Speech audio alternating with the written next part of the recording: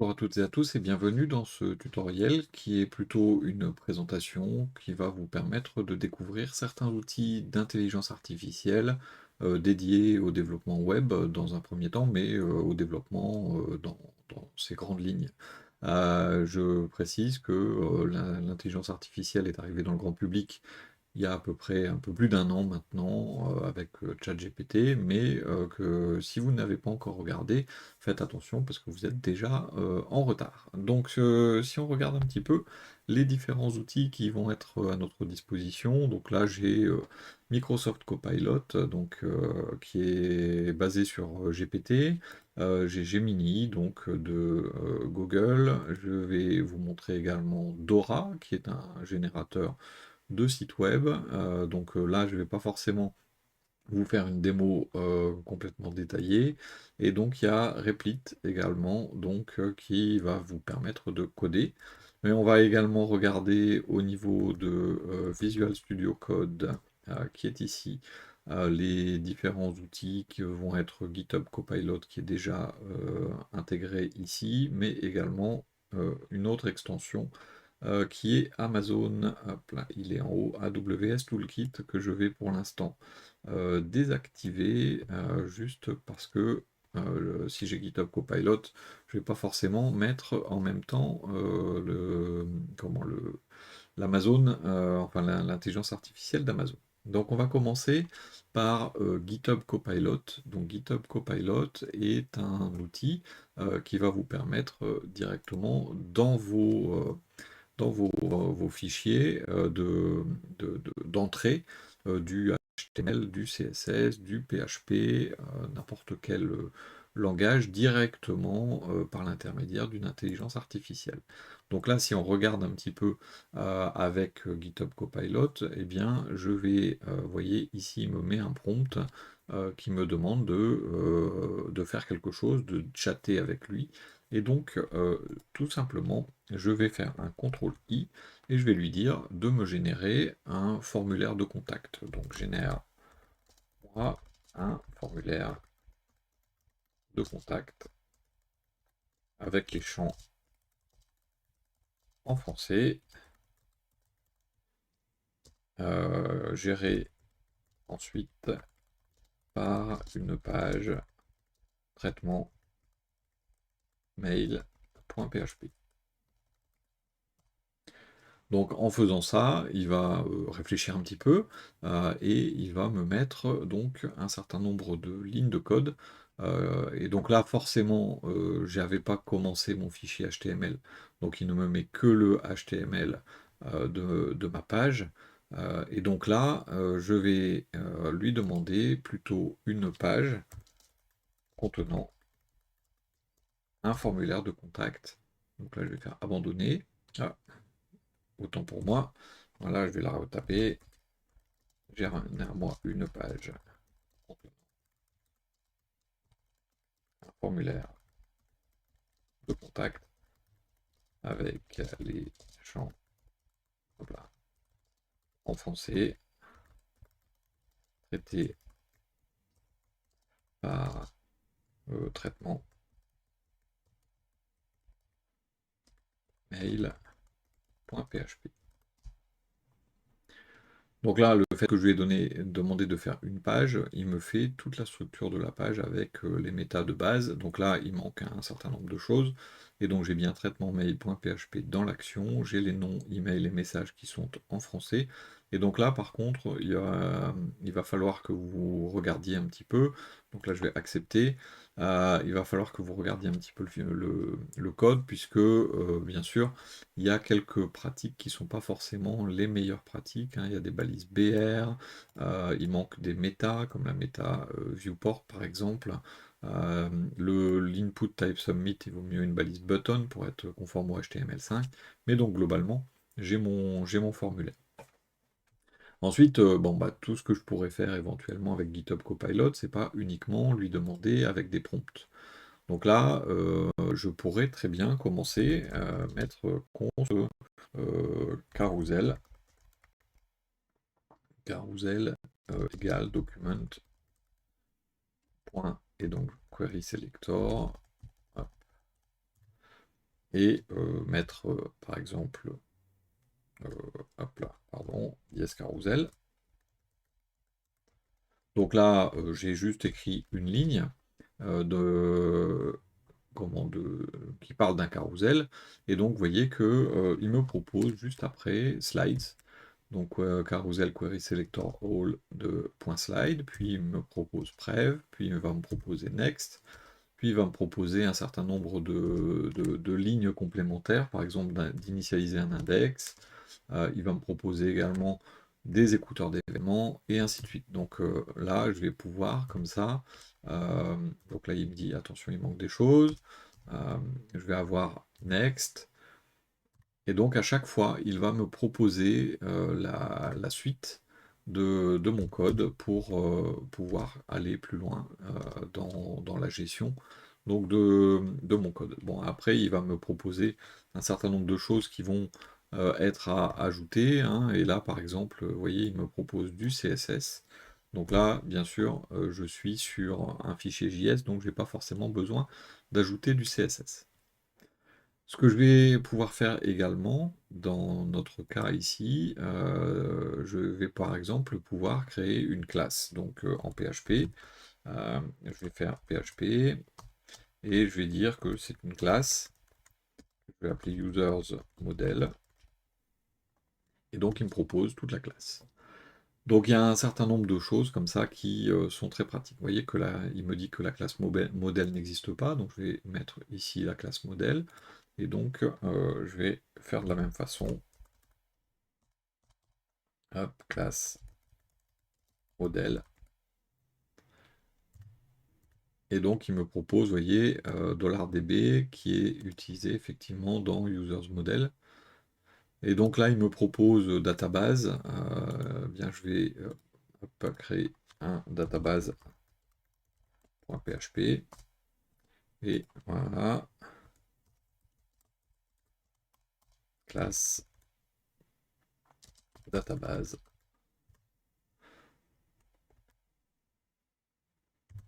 Voilà, et il me propose donc toute la connexion avec PDO et un certain nombre de vérifications directement dans mon fichier. Après, il y a des variables, enfin des constantes à indiquer, donc qui sont manquantes, mais globalement, j'ai mes différentes classes avec les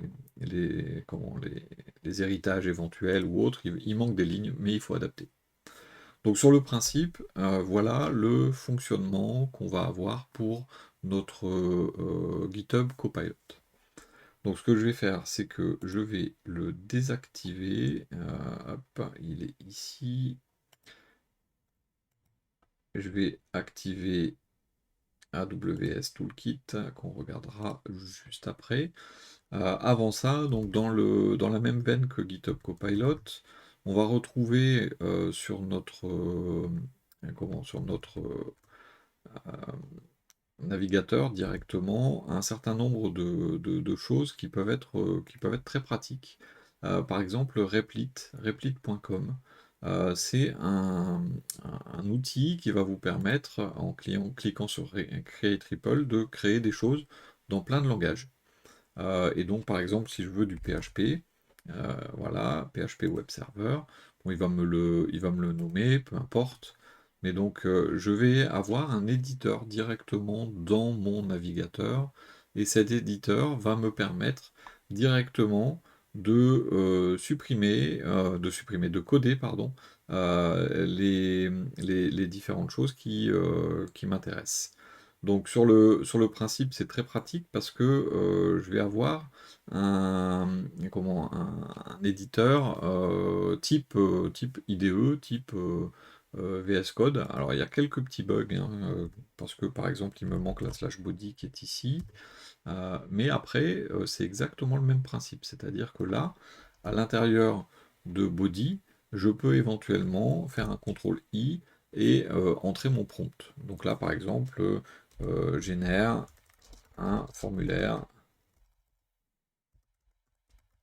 de contact traité ensuite en PHP. Donc là, voilà, il me fait le même principe hein, que sur le VS Code. Donc j'ai mon formulaire de contact, et puis après, donc il m'a fait contact.php, et donc je peux créer mon fichier contact.php.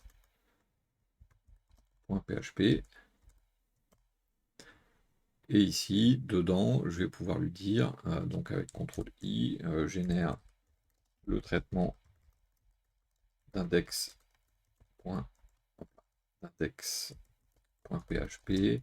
avec vérification des données, protection contre les failles XSS, et envoi de mail, tiens, on va dire avec PHP Mailer. Je ne l'ai pas testé, ce prompt, on va voir. Hop, voilà. Et donc là, ce que ça fait, c'est que ça me génère mon code PHP. Il fait bien une vérification et une protection contre les failles XSS puisqu'il met HTML spécial car. Il fait un filter var. Et donc là, send email. Donc là, il dit add PHP mailer code here. Donc tiens, je vais le mettre. Et puis ici, je vais faire un CTRL I, ajoute le code PHP mailer. Hop là. Ah, j'ai oublié le R, on va voir. Voilà, et donc là, bon, il y a des use à les mettre ailleurs, mais il me donne le code PHP Mailer directement. Donc c'est un outil qui va vous permettre directement, non seulement d'écrire le code, mais en plus, bon bah là, si je fais run, ça va pas forcément fonctionner. Donc je vais avoir ma WebView, hein, et puis je vais pouvoir éventuellement tester. Mais là, effectivement, mon fichier contact va pas fonctionner. Mais je peux tester mon code directement. Donc là, c'est avec donc Replit. Avec Replit, donc, on peut faire ce genre de choses. Maintenant, on va avoir la possibilité également avec Microsoft Copilot, par exemple, de lui poser des questions. Alors là, j'ai Copilot Pro, donc je peux utiliser GPT-4, mais je peux également créer des GPT directement. Et donc là, j'ai créé un expert en codage qui fournit du code pour les développeurs web. Alors il y a un petit problème avec l'accent là. Et je peux lui demander, voilà, par exemple, crée-moi le code complet pour un formulaire de contact avec Symfony 7. Donc je lui parle en français, il me comprend très bien, il répond en français. Si je lui parle dans une autre langue, il va me répondre dans la langue correspondante. Alors il y a quelques petites choses, pardon. Donc par exemple, il utilise les annotations ici. Donc pour ceux qui connaissent Symfony, il y a un petit souci. Il serait mieux d'utiliser les attributs, mais bon, il va me répondre, et après, à moi d'adapter le code. Et donc, il a créé le premier fichier qui correspond au contrôleur, il crée le deuxième fichier qui correspond au formulaire, ensuite il crée l'entité pour le stockage en base de données, et donc là il dit créer la vue. Euh, donc là, je veux une vue, donc je vais lui demander de créer la vue, donc créer la vue avec Bootstrap, par exemple. Et donc, normalement, il va me faire le fichier index.html.twig en utilisant des classes de Bootstrap. Donc, s'il veut bien, il réfléchit. Quelquefois, ça plante. Et comme toujours, hein, c'est pendant les démos que ça plante, en règle générale. Mais bon, là, c'est passé. Voilà. Et donc là, il est en train de créer donc, la vue HTML avec les différents éléments directement disponibles dans cette vue. Voilà. Donc, avec Copilot, on va avoir ceci. Alors, si je lui demande, enfin, si je demande la même chose à Gemini, donc gemini.google.com, hop, je lui pose exactement la même question. Donc il est un peu plus détaillé puisqu'il me parle du composant mailer. Alors j'ai pas demandé qu'il y ait un envoi par mail, hein. Donc il envoie le composant mailer, le DSN, le contrôleur. Donc le contrôleur, il ne met pas les routes, la vue Twig, l'envoi du message, la personnalisation. Donc on a en plus les sources éventuellement qui sont listées. Alors on avait la même chose sur Copilot, hein, puisque vous avez en bas directement les liens vers les sources qui ont été utilisées pour faire la réponse, puisque GitHub Copilot, tout comme Microsoft Copilot, tout comme Gemini, sont connectés et donc peuvent vous répondre en fonction donc de ce qui existe sur Internet. Donc sur le principe, c'est pas mal. Ce qu'on a en plus comme autre IA, on a Dora. Alors Dora, j'ai que 20 crédits, donc ça va être un petit peu limité. Mais donc je peux utiliser ces 20 crédits pour générer une page d'accueil. Donc là, je vais lui dire en anglais, landing page for road transportation company with services stats and contacts. Voilà, donc ça va être une page d'accueil pour une société de transport routier. Donc ça va me coûter 20 crédits pour faire cette page d'accueil. Alors pour avoir un aperçu de la page d'accueil et pas pour la génération de la page d'accueil.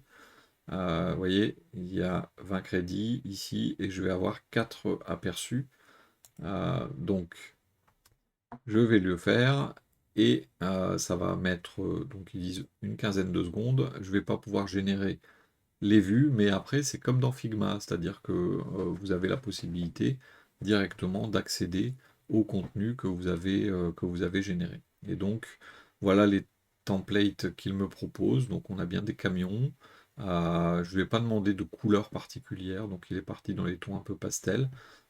Mais derrière, il me suffira de faire generate si j'ai les crédits correspondants, mais là j'ai utilisé tous mes crédits.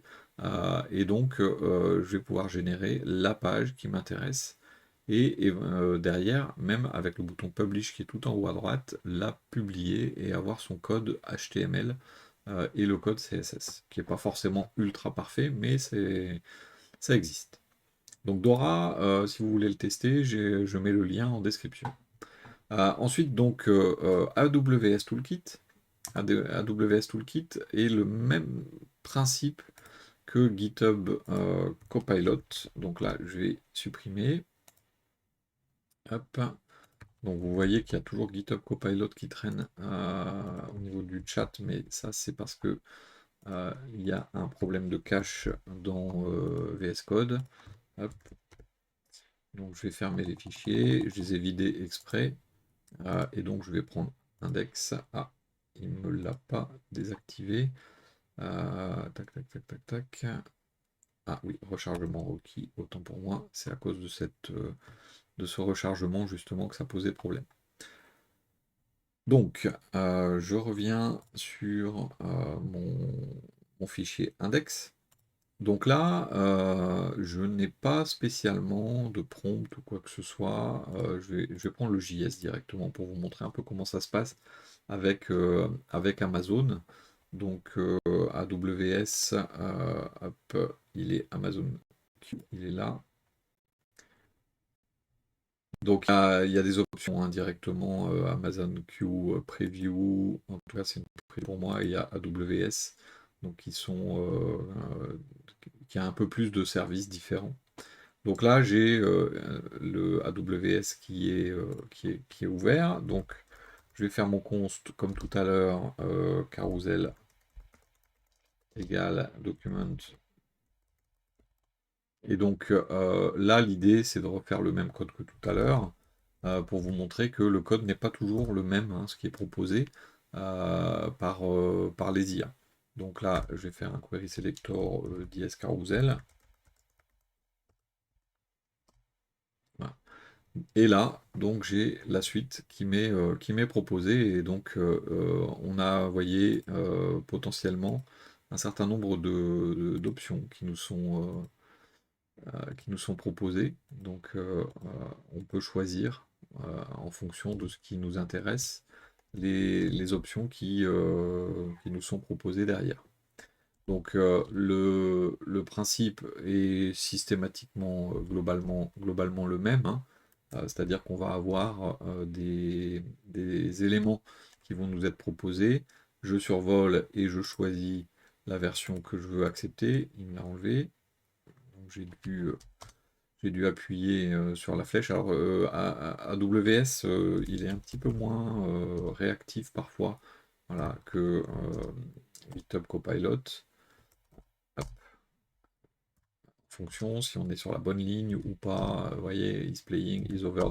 Donc là, on a des options différentes qui nous sont proposées. Après, quand je survole, je peux également accepter la ligne. Je peux demander à ce que la barre d'outils soit toujours affichée, c'est-à-dire que là, dès que je vais aller à la ligne, je vais avoir la barre d'outils qui va être proposée. Et je peux également accepter juste un mot.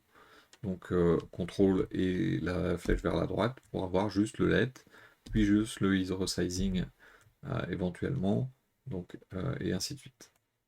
Donc là, on tourne un petit peu en rond dans les propositions. Je vais avoir le même principe, hein, de proposition. Là, je vais faire hop, PHP comme ceci, classe, voilà, modèle. Ah, je viens de voir que ma caméra, elle a planté, donc je vais l'enlever. Je ne sais pas pourquoi, mais hop, je l'enlève.